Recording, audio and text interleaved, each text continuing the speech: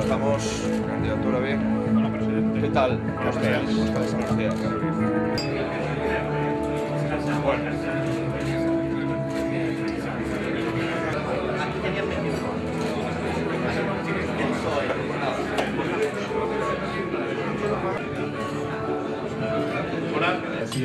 Se dirigirá a todos vosotros.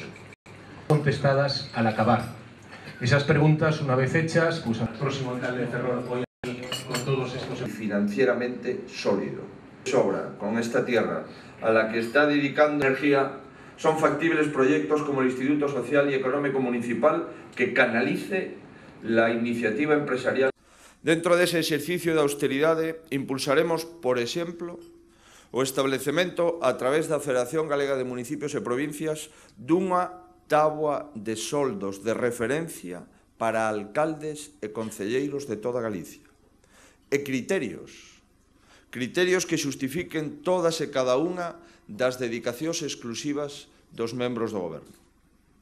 Tamén se reducirán o número de asesores e cargos de confianza nos concellos, alo menos un 30%, nas grandes cidades e nos concellos onde se detecte situacións anómalas e onde exista marxe para elo.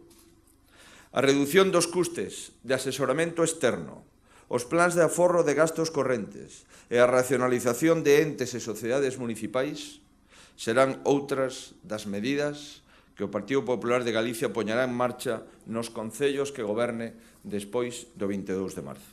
Estou certo de que os cidadáns elixirán nas urnas este modelo económico.